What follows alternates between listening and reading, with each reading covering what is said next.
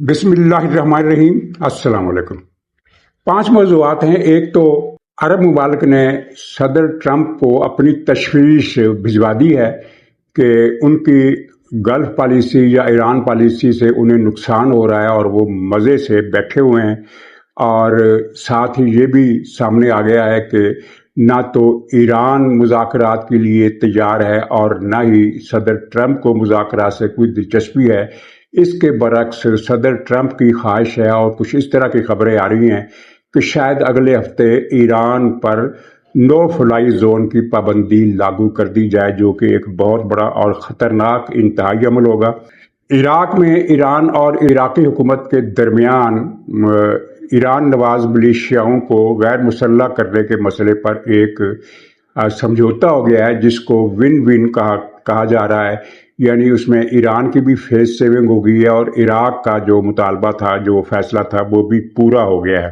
یمن میں حوثیوں کی کیا صورتحال ہے؟ 6-7 محاذوں پر ان کی ٹھکائی ہو رہی ہے اور ان کا خاصا نقصان پہنچا ہے۔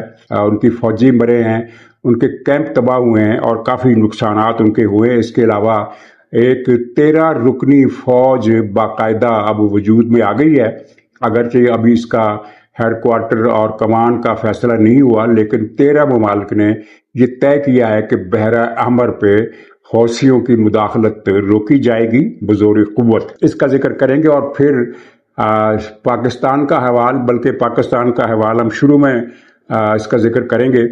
اور موضوع یہ ہے کہ کیا واقعی مریم نواز شریف اور شہباز شریف کے نام پر الگ الگ حلقوں کی طرف سے کانٹا لگا دیا گیا ہے، کراس لگا دیا گیا ہے، اور امریکی اخبار وال اسٹریٹ جرنل، جسے اخبار سے زیادہ تھنک ٹینک سمجھنا چاہیے کیونکہ وہ حالات کا تجزیہ میتھمیٹیکلی کرتے ہیں اور جذبات کو اس میں انوالو نہیں ہونے دیتے، اس اخبار نے پاکستان کے لیے ایک خطرے کی گھنٹی بجائی ہے۔ مجھے نہیں لگتا کہ پاکستانی حکومت کو آنے والے خطرات کا کوئی احساس ہو سکتا ہے جس طریقے سے یہ حکومت چلا رہے ہیں۔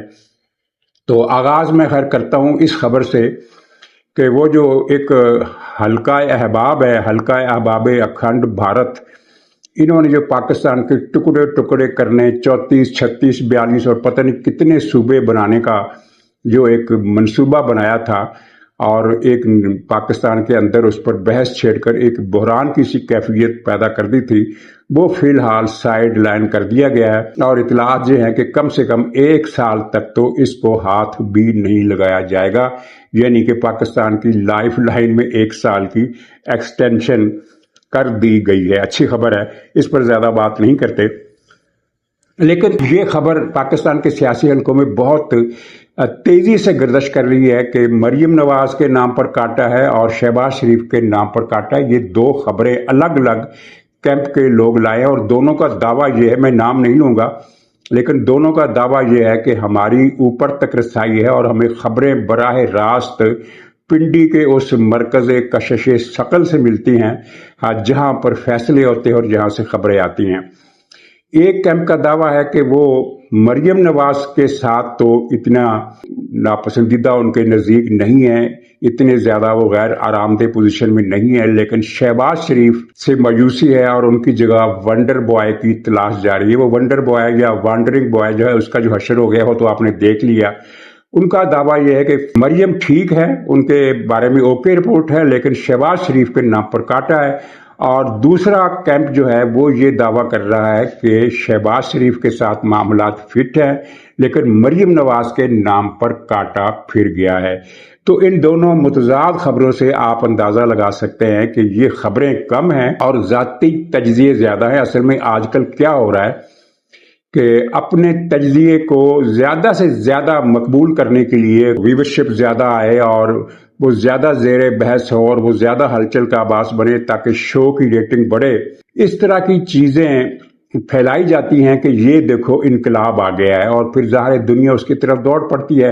اور انہی انقلابات کی خبروں میں سے ایک خبر یہ بھی ہے کہ 28ویں ترمیم کی منظوری کے لیے فوج نے اب فیصلہ کیا ہے کہ پی ٹی آئی کے ساتھ رابطے کیے جائے، عمران خان کو جزوی رہائی دے دی جائے اور پی ٹی آئی قومی اسمبلی میں 28ویں ترمیم منظور کر دے، مسلم لیگ اور پیپلز پارٹی کے کچھ لوگ توڑ لیے جائیں، اور ان دونوں جماعتوں کو مجموعی طور پر بطور سیاسی جماعت ڈمپ کر دیا جائے۔ ان خبروں کے بعد پی ٹی آئی کے نیم مردہ میڈیا کیمپ میں ایک نئی زندگی کی لہر دوڑی، اور آپ جانتے ہیں کہ ان خبروں میں کوئی صداقت نہیں ہے، نہ تو عمران خان باہر آ رہا ہے، نہ ہی عمران خان کے ساتھ ایسے کسی سودے بازی کی گنجائش ہے کہ 28ویں ترمیم کے لیے اس کے ووٹ لیے جائیں، اور نہ ہی پی ٹی آئی میں ایسی جان ہے کہ وہ اداروں کے لیے یا ملک کے نظام کے لیے خطرہ بن سکے۔ 13 اور 14 اگست کی درمیانی رات آپ نے دیکھ لیا، انہوں نے اعلان کیا تھا کہ پاکستان کے ہر چوک کو ڈی چوک بنا دیا جائے گا، لیکن آپ نے دیکھا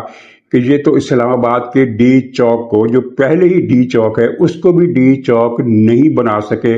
اپنی مرضی کا کراؤڈ تو وہاں کیا لانا تھا، چند 100 افراد ہی وہاں اکٹھے ہو سکے، اور پاکستان کے کئی دیگر مقامات پر، بے شمار مقامات پر نہیں، کئی دیگر مقامات پر انہوں نے جو کارنامے کیے وہ پہلے سے لوگوں کو پتا تھے کہ یہ کیا کرنے والے۔ مثلا سڑکوں پر ایک جلوس آ رہا ہے 10,000 کا، 5,000 کا، ہر پاکستان کے ہر بڑے شہر کی میں 1-2 ایسے مقامات تھے جہاں بڑے بڑے جلوس عوام نکالتے ہیں ہر سال 14 اگست کی رات کو، 13 اور 14 اگست کی درمیانی رات کو۔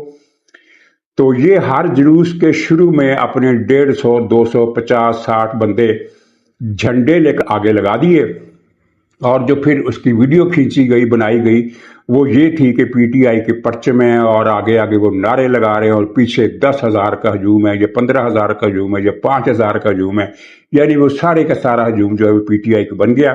لیکن یہ وہ چال تھی جس کا لوگوں کو پہلے ہی پتا تھا، چنانچہ یہ امپریشن وہ دینے میں کامیاب نہیں ہو سکے کہ ہر چوک کو ڈی چوک بنائیں گے اور ہر جگہ عوام نکلے گے۔ عوام ہر جگہ نہیں نکلی، کسی بھی جگہ ان کے لوگ تو بالکل ہی نہیں نکلے۔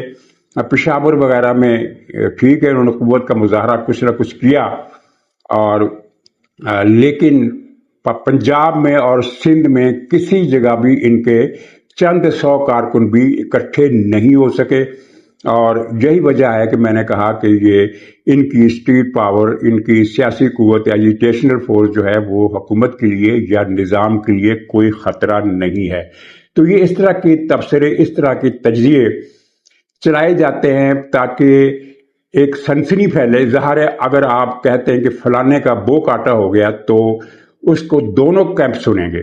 جو اس فریق کا حامی ہے، جو متاثرہ ہے، وہ اس لیے سنے گا کہ دیکھیں ہمارے لیے کیا بری خبر ہے، اور جو مخالف کیمپ ہے وہ خوشی کی وجہ سے سنتا ہے کہ چلو جی ہماری بھی سنی گئی، اب ہماری باری آنے والی ہے۔ تو یہ چکر ہے، ورنہ جو اگر حقائق پر مبنی پروگرام کیا جائے تو اس کو لوگ نہیں دیکھتے، تھوڑی سی تعداد کے علاوہ باقی عوام، ان کی اکثریت جو ہے وہ اس کو پروگرام کو نہیں دیکھتی، یا پھر وہ دیکھتے ہیں، عوام کی اکثریت دیکھتی ہے گالیاں سننے میں ایک چسکا ہوتا ہے، وہ پورا ہوتا ہے۔ اور پی ٹی آئی کے جو یوٹیوبر ہے، بلاگر ہے، تجزیہ نگار ہے، ٹی وی پر بیٹھ کر گالی تو نہیں دے سکتے، لیکن جب وہ بڑے بڑے دعوے کرتے ہیں کہ فلانے کا ایسا سکینڈل پکڑا گیا، تو ان میں صداقت ہو یا نہ ہو، پروگرام ہٹ ہو جاتا ہے۔ جہاں تک کاٹے کی بات ہے، ہمارا ریکارڈ کیا بتاتا ہے؟ اسٹیبلشمنٹ نے جس کے نام پر بھی کاٹا لگایا وہ ابھر کر سامنے آ گیا۔ نواز شریف کے نام پر کتنی مرتبہ کاٹا لگا، بے نظیر کے نام پر کتنی مرتبہ کاٹا لگا۔ نواز شریف 3 بار آئے، بے نظیر بھی 2 بار آئی، اور تیسری مرتبہ بھی وہ آ جاتی، لیکن ان کو شہید کر دیا گیا، اور ان کی جگہ آصف زرداری صاحب آ گئے۔ اسٹیبلشمنٹ کا کاٹا 0 معنی رکھتا ہے، بلکہ اسٹیبلشمنٹ جس کے نام پر کاٹا لگا دے وہ ہیرو بن جاتا ہے۔ اس لیے یہ بات تو ہمیں کرنی ہی نہیں چاہیے کہ اسٹیبلشمنٹ نے کس کے نام پر کاٹا لگایا ہے۔ اسٹیبلشمنٹ عمران خان کے نام پر بھی کاٹا نہیں لگا سکتی تھی اگر عمران خان 9 مئی والی حماقت نہ کرتا۔ اس حماقت کا نقصان یہ ہوا کہ ماضی میں جو پریکٹس تھی کہ ایک آرمی چیف اگر کسی سیاسی جماعت کے خلاف ہو جاتا تھا تو اس پر وہ عرصہ حیات تنگ کر دیتا تھا، لیکن اس آرمی چیف کے جانے کے بعد جو نیا آرمی چیف آتا تھا وہ پالیسی بدل دیتا تھا۔ وہ روایت ختم ہو گئی۔ کیوں ختم ہو گئی؟ اس لیے کہ فوج 9 مئی کے بعد بطور ادارہ پی ٹی آئی کے خلاف ہو گئی۔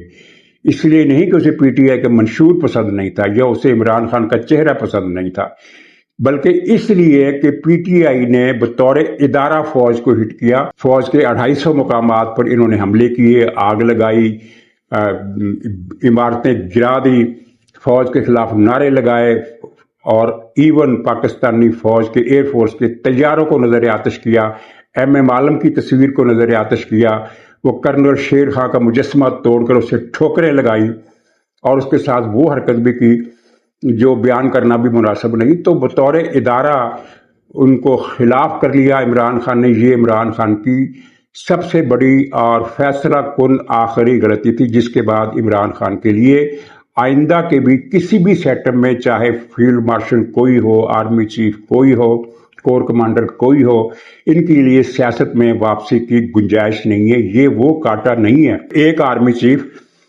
یا اس کا گروپ اپنے غور و فکر کے بعد ناپسند کر دے، اس پر کسی شخص کے نام پر کاٹا لگا دے کہ یہ ہمیں قبول نہیں، ظاہر ہے وہ جب اس آرمی چیف کی مدت ختم ہوگی تو وہ کاٹا بھی ختم ہو جائے گا، لیکن یہ کاٹا اور طرح کا ہے۔ ہاں، مریم نواز نے اور شہباز شریف نے خود اپنے نام پر کاٹا لگا لیا ہے۔ شہباز شریف کی کارکردگی آپ دیکھیں، یعنی انہوں نے اس ملک کے غریب عوام کو جس طرح سادہ روٹی سے محروم کیا ہے، اور آپ نے کل دیکھا پرسوں کہ ججوں کی تنخواہوں میں 10 لاکھ روپے کا اضافہ کیا گیا ہے، 10 لاکھ روپے کا اضافہ، کیونکہ مہنگائی بہت ہو گئی ہے۔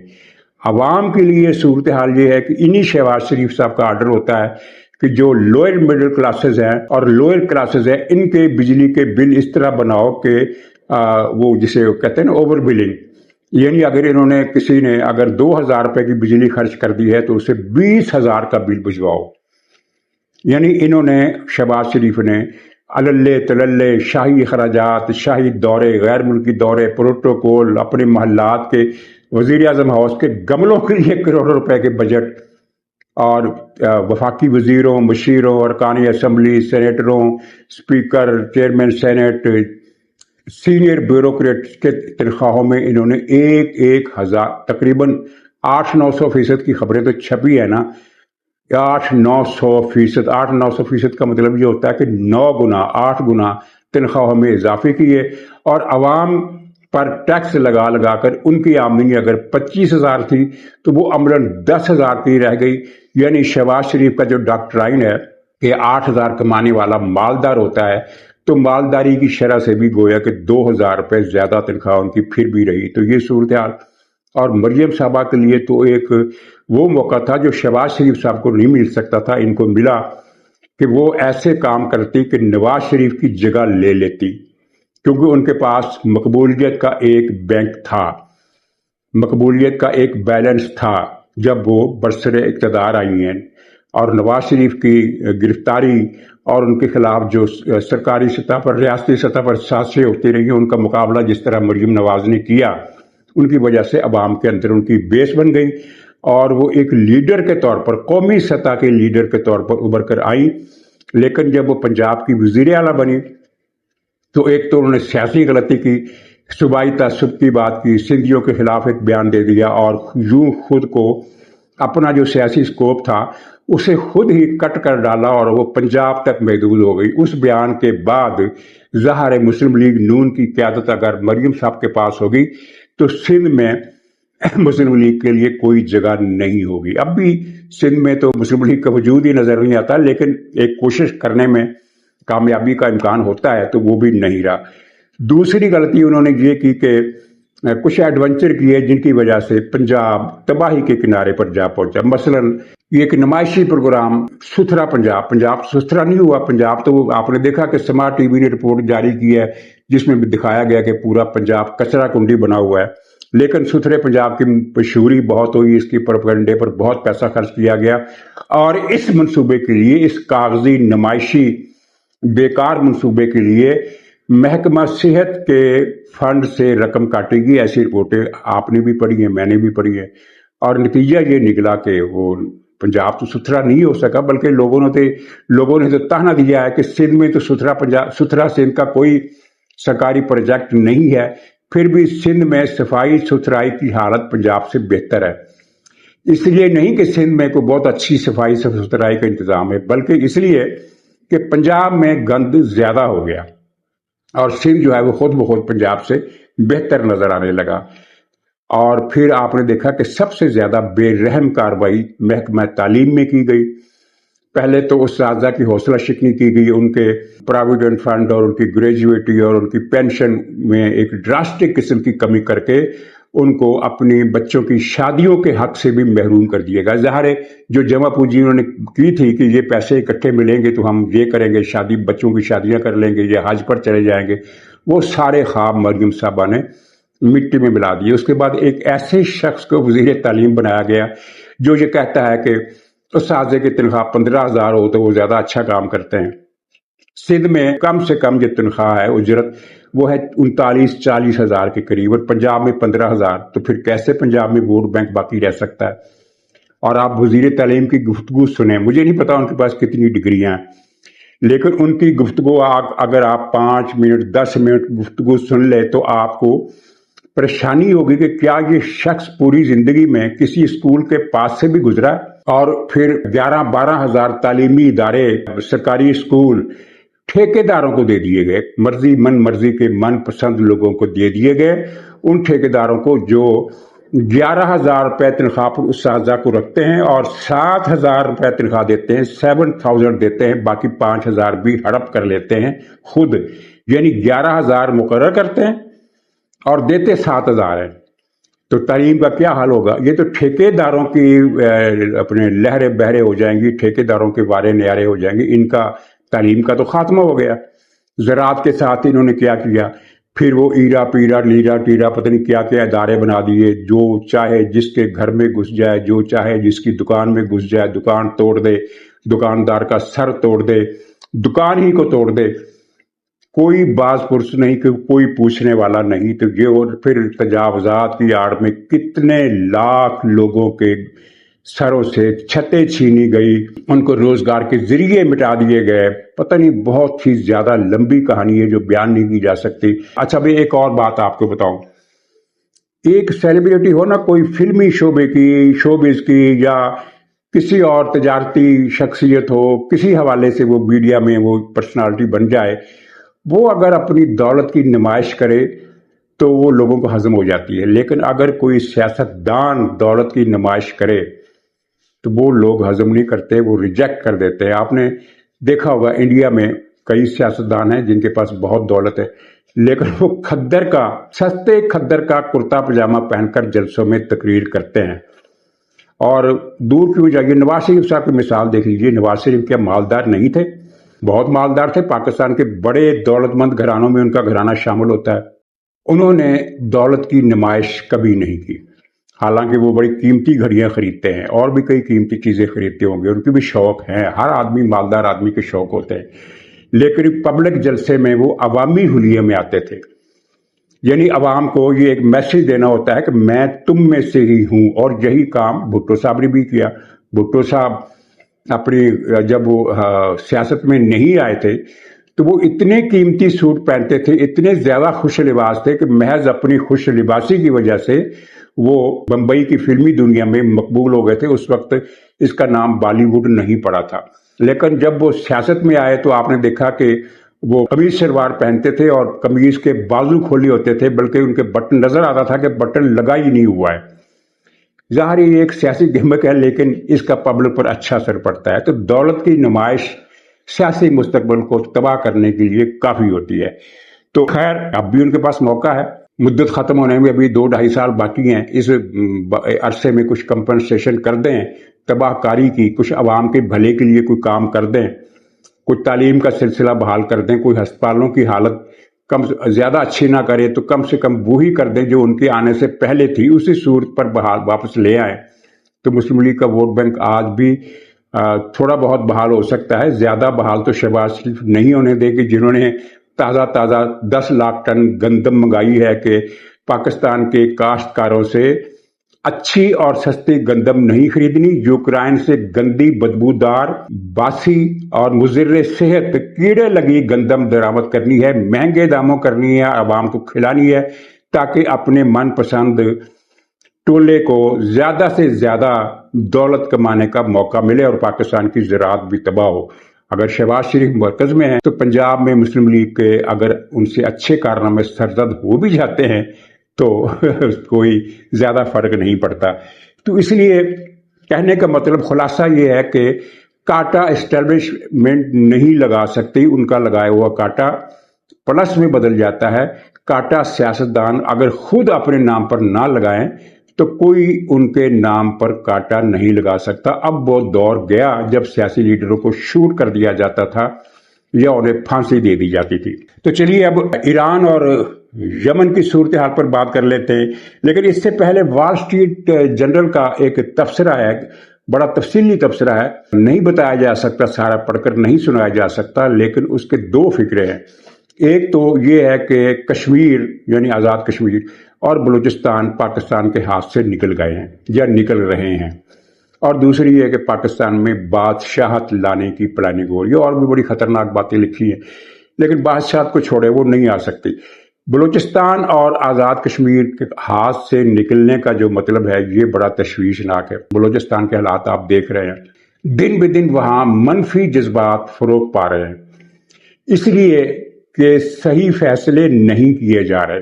ہتھوڑا مار کر نظام کو ٹھیک کرنے کی کوشش کی جا رہی ہے، جس سے مسئلہ اور بڑھ رہا ہے، مسئلہ اور پیچیدہ ہو رہا ہے. سوراب کا جو واقعہ ہے یہ بہت ہی بڑا واقعہ ہے، اور اس پر ظاہر لوگوں نے لکھا ہے، ٹویٹر پر لکھا ہے، اخبارات میں ان کے بیانات نہیں چھپنے دیے گئے، مثلا کامران مرتضیٰ اور بھی کئی لوگوں نے. تو جو بھی صورتحال ہے وہ بتائی نہیں جا سکتی کہ وہاں دراصل ہوا کیا تھا، لیکن یہ طے ہے کہ اس طرح کے واقعات سے نفرت میں شدت آتی ہے، نفرت کا دائرہ بڑھتا ہے. اور آزاد کشمیر کی صورتحال ظاہر ہے پریشان کن ہے، لیکن ایک اچھی بات ہے کہ ریاست نے کم سے کم جانی نقصان کے ساتھ معاملات کو کنٹین کرنے کا جو فیصلہ کیا وہ ابھی تک کامیاب چل رہا ہے. یعنی بحران ختم نہیں ہو سکا، لیکن بحران کو سمیٹ دیا گیا ہے، ایک جگہ پر محدود کر دیا گیا ہے. یہ بھی اس کو بھی ایک قسم کی کامیابی ہی سمجھنا چاہیے. لیکن مجموعی طور پر وال اسٹریٹ جرنل کی جو رپورٹ ہے وہ ہمارے لیے کوئی اچھا پیغام نہیں ہے، بلکہ خطرے کی گھنٹی ہے. اور شہباز شریف تو سننے سے رہے، وہ تو کانوں سے بھی محروم ہے، نہ ان کی آنکھیں ہیں، نہ ان کا دماغ ہے، وہ کچھ بھی نہیں ان کے پاس. اللہ خیر صلی اللہ. تو گلف کے ممالک نے اس بات پر مایوسی اور اضطراب ظاہر کیا ہے کہ صدر ٹرمپ ایران کے بارے میں کیا کرنا چاہتے ہیں، ہمیں کچھ سمجھ بھی نہیں آ رہا، وہ کچھ کر بھی نہیں رہے، اور اس بات پر خوش ہیں کہ ایران کی ناکہ بندی کر کے ایران کو ہم تباہ کر رہے ہیں. لیکن ایران نے جو ہرمز کی ناکہ بندی کی ہوئی ہے اس کی وجہ سے ہمارے نقصانات بڑھ رہے ہیں. ظاہر ہر ملک اپنا مفاد سوچا ہے، کویت یا قطر یا امارات یہ سوچ کر تو خوش نہیں ہوں گے کہ ایران تباہ ہو رہا ہے. انہیں تو یہ دیکھنا ہے کہ ہماری برآمدات رکی ہوئی ہیں اور ایران ہرمز میں سے کسی جہاز کو نہیں جانے دے رہا.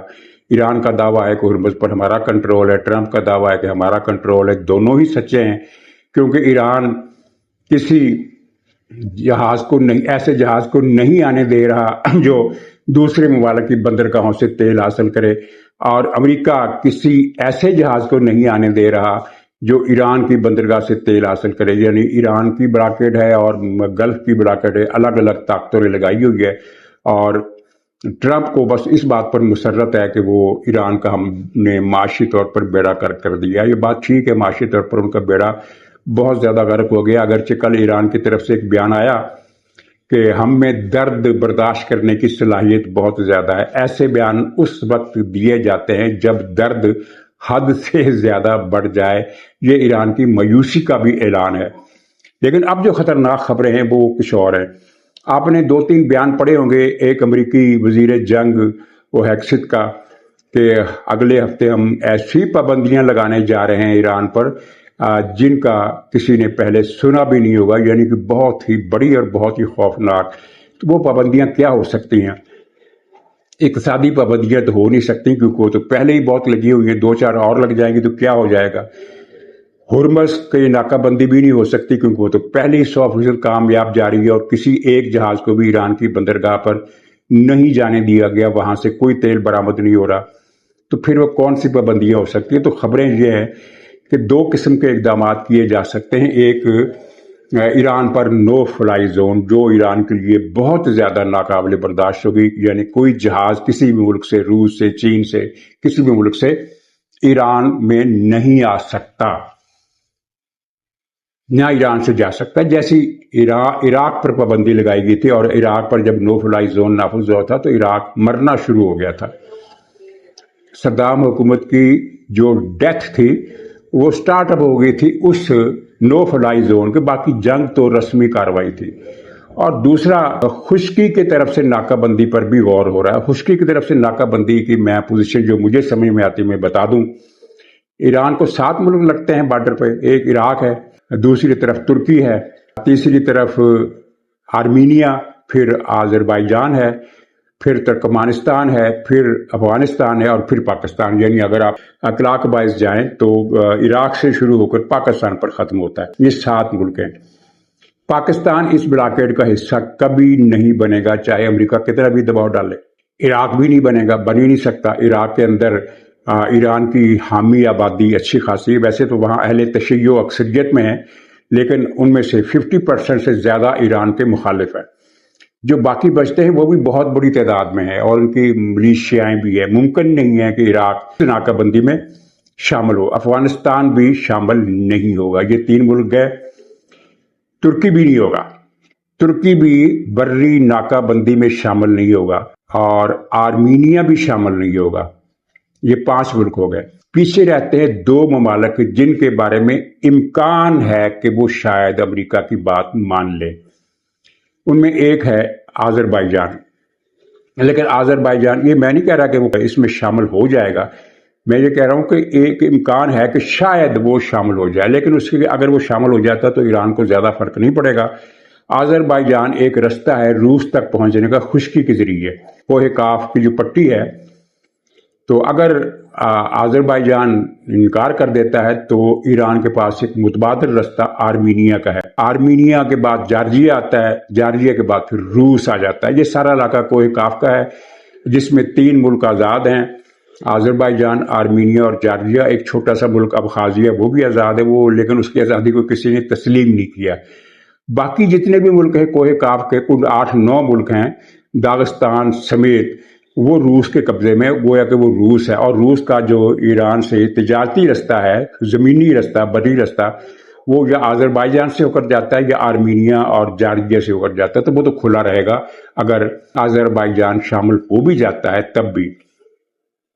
اہم ترین جو ناکہ بندی ہو سکتی ہے وہ ترکمانستان کی ہے. اگر وہ مان جاتا ہے امریکہ کی بات تو پھر ایران کے لیے پریشانی ہوگی، ورنہ پریشانی ایران کے لیے بری حوالے سے نہیں ہو سکتی.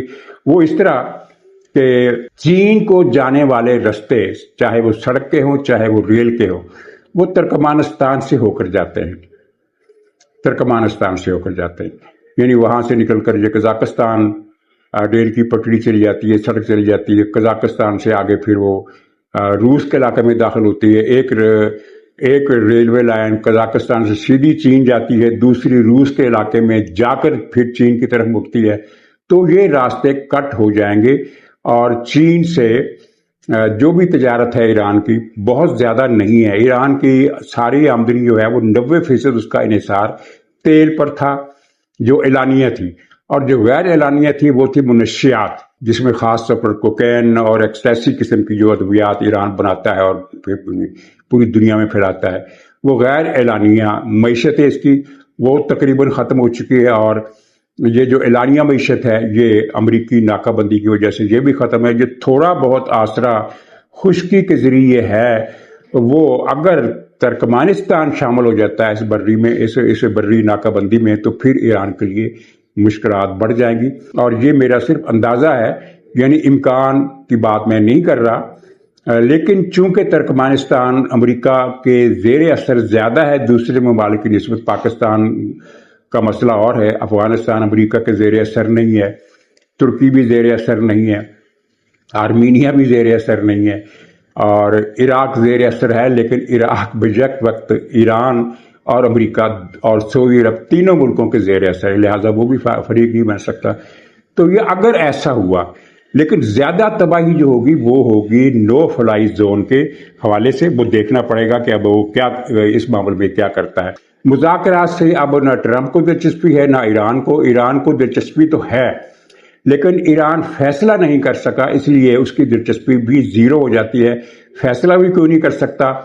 ایک فیصلہ ساز قوت وہ رہبر اعلیٰ ہے مجتبیٰ خامنہئی، اور اس کی پوزیشن یہ ہے کہ پاسداران بریفنگ دے دیں تو وہ فیصلہ بدل لیتا ہے، یہاں پزشکیان اس کے بعد پہنچ جائے تو مجتبیٰ خامنہئی پھر فیصلہ بدل لیتا ہے، پزشکیان کے بعد رہبر کونسل کے ارکان مولوی پارٹی پہنچ جائے تو وہ پھر فیصلہ بدل لیتا ہے، یعنی وہاں کوئی فیصلہ ہو نہیں پا رہا کہ ہم نے کرنا کیا ہے۔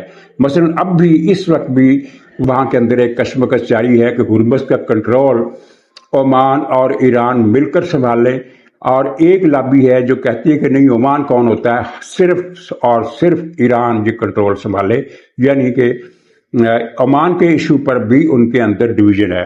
اور ٹرمپ جو ہے وہ مزے لے رہا ہے اس ناکہ بندی کے نتائج کا جو اس نے آبنائے ہرمز کے باہر ایران پر نافذ کر رکھی ہے، اس سے اس بات سے کم ہی غرض ہے کہ عرب ملکوں پر جو شامت آ گئی ہے، خلیجی ملکوں پر، خاص طور پر بحرین، کویت، قطر، ان 3 ملکوں پر جو ان کی شامت زیادہ آئی ہوئی ہے، اس لیے کہ سعودی عرب نے تو اپنا بندوبست کر لیا بہت سارا، 80-85% تیل اب ادھر جا رہا ہے بحر احمر کی طرف، اور امارات نے بھی اپنے لیے رستہ نکال لیا عجمان کی طرف سے، لیکن یہ 3 ریاستیں جو ہیں یہ باقی پھنس گئی ہیں۔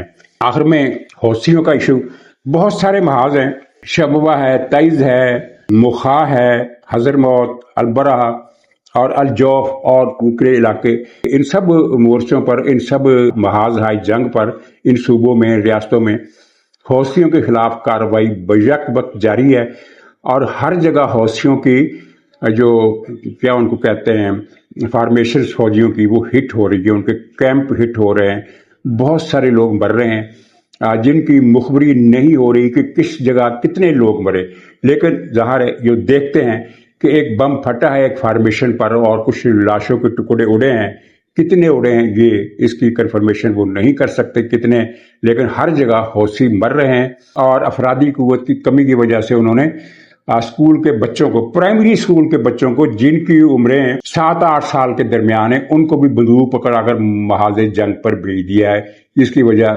یہی ہے کہ ان کے پاس افرادی قوت کی کمی ہو گئی ہے۔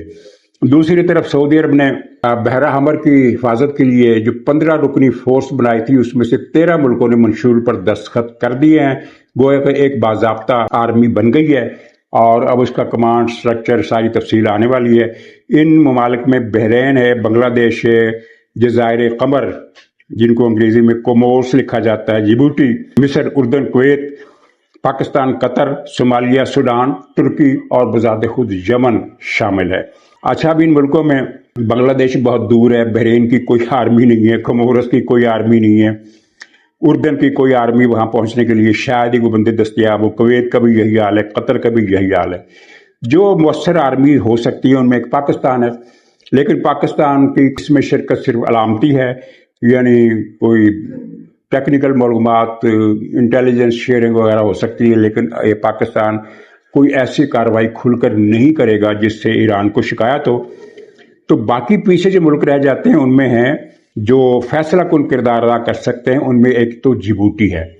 جبوتی بہت چھوٹا ملک ہے، اس کی فوج بھی بہت چھوٹی ہے، اس کی نیوی بھی بہت چھوٹی ہے، لیکن اس کی اہمیت اس لیے ہے کہ یہ باب المندب کے دوسرے کنارے پر ہے، یعنی باب المندب کی جو تنگ راہ دائی ہے اس کے اس طرف عدن ہے جس پر یمن کی حکومت قائم ہے، یمن کی حکومت میں ہے، اور دوسری طرف جبوتی ہے۔ تو اپنی پوزیشننگ کی وجہ سے وہ حوثیوں کے خلاف مؤثر کارروائی کر سکتا ہے، یعنی ایک مورچہ ہوتا ہے نا، مورچے میں 4 فوجی بیٹھے ہوں تب بھی وہ اہم جگہ گنی جاتی ہے، بجائے اس فارمیشن کے جس میں 250-300 آدمی فوجی ہوں لیکن وہ کھلے میدان میں ہو۔ دوسرا ملک جو اس میں اہم ہے وہ صومالیہ ہے۔ صومالیہ کی فوج غیر منظم ہے لیکن وہ کارروائیاں کر سکتی ہے، اور ان کو سمندری ایکشن میں مہارت حاصل ہے، کیونکہ یہ صدیوں سے صومالی لوگ سمندری قزاقی کرتے آ رہے ہیں، یہ پائریٹس آف صومالیہ، یہ صدیوں سے بدنام ہیں، یعنی ان کی سمندری مہارت ہے، ان کی یہ اہمیت ہو گئی۔ اور سوڈان کی فوج تو خاصی ہے لیکن وہ اپنے اندر کی خانہ جنگی میں الجھی ہوئی ہے، اگرچہ اس وقت جو اوپر والا ہاتھ ہے وہ سوڈان کی آرمی کا ہے جو سعودی عرب کا اتحادی ہے، باغی ذرا اس وقت دبے ہوئے ہیں، پسپائی پر ہیں، بیک فٹ پر ہیں، علاقے چھوڑ رہے ہیں، لیکن ایون دین سوڈان کو بہت زیادہ فوج نہیں لگا سکتا۔ اور پھر رہ جاتا ہے ترکی اور مصر، یہ دو ملک جو ہیں جو کسی نہ کسی طریقے سے اپنی فوج بھجوائیں گے، اور ان میں مصر کی فوج زیادہ اہم ہوگی ترکی کی فوج سے بھی، اس لیے کہ مصر کی فوج قریب ہے، ویسینٹی ہے ان کی، شمالی یمن سے چند سو کلومیٹر ہے، اور بحیرہ احمر کا آدھا ساحل، آدھا یا آدھے سے کچھ کم ساحل جو ہے وہ مصر کا ہے، جو مغربی ساحل ہے۔ تو یہ بہت اہم پوزیشن پر ہے۔ اور اس طرح ترکی ہے، ترکی اپنی فضائی مہارت اس فوج میں استعمال کر سکتا ہے، چاہے وہ ڈرون طیارے ہوں، چاہے وہ فائٹر جیٹ ہوں، چاہے کچھ بھی ہو۔ تو یہ بہرحال مجموعی طور پر یہ اتحاد بہت اہم ہے، بہت ہی اہم، اور یہ مجھے لگتا ہے کہ اس مرتبہ انہوں نے صرف بحیرہ احمر کی حفاظت نہیں کرنی بلکہ حوثیوں کو بھی اکھاڑ پھینکنا، اور حوثی صورتحال سے پریشان ہے۔ دو باتوں میں آپ کو بتاؤں گا، اس کے بعد پروگرام ختم کرتا ہوں۔ ایک تو یہ ہے کہ حوثیوں کے پاس بہت زیادہ میزائل نہیں رہ گئے۔ آپ نے دیکھا ہوگا کہ وہ 2 دن کا ناغہ کرتے ہیں اور پھر 3-4 میزائل چوتھے دن تیسرے دن کسی نہ کسی جگہ پر داغ دیتے ہیں، چاہے تو مخاب میں داغ دیں، چاہے تو القاعدہ کی طرف داغ دیں، چاہے تو سعودی عرب کی جیزان تک ان کی مار ہے، بہت زیادہ جیزان تک داغ دیں۔ 2 دن کا ناغہ کرتے ہیں، پھر 2-3 میزائل داغ دیتے ہیں۔ اس کا مطلب یہ ہے کہ ایران کی طرح ان کے پاس بھی میزائل کم پڑ گئے ہیں۔ اور دوسری بات یہ ہے کہ شمالی یمن میں حوثیوں کے خلاف عوامی مظاہروں کی خبریں بھی ہیں، اور اس کا ثبوت یہ ہے کہ کل بڑے وسیع پیمانے پر شہریوں کی گرفتاریاں ہوئی ہیں شمالی یمن میں الحدیدہ کی گورنریٹ میں۔ وجہ کیا ہے؟ وجہ یہ ہے کہ اکثریت ان کی مخالف ہے۔ یمن کی مجموعی تعداد اس وقت صورتحال یہ ہے کہ حوثی وہاں تقریباً 34% ہیں حوثی، جن کا مسلک زیدی کہا جاتا ہے۔ زیدی اثنا عشری نہیں ہے، وہ یہ زیدی ہے، اور ان کی آبادی ہے 34%، اور 65% اہل تسنن ہے، یعنی کہ سنی حضرات ہیں 65%۔ لیکن یہ شمالی یمن کی میں بات کر رہا ہوں، تو شمالی یمن میں قبضہ حوثیوں کا ہے، کیونکہ ان کے پاس بے شمار بندوقیں ہیں، اور اہل تسنن کے پاس بندوقیں نہیں ہیں۔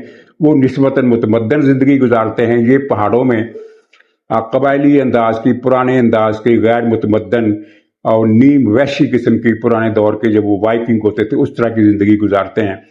تو وہ یہ دبے ہوئے، لیکن اب یہ ان میں مزاحمت کے آثار ہیں۔ اچھا، یہاں ایک دلچسپ بات میں بتا دوں کہ اثنا عشری شیعہ جو عراق میں بھی ہیں، جو بحرین میں بھی ہیں، اور جو سعودی عرب میں بھی ہیں، اور لبنان میں بھی ہیں۔ عراق میں تو خیر ان کی اکثریت ہے، آذربائیجان میں بھی ان کی اکثریت ہے۔ شمالی یمن میں اہل تشیع 12 امامی اثنا عشریہ نہیں ہیں، موجود ہی نہیں ہیں۔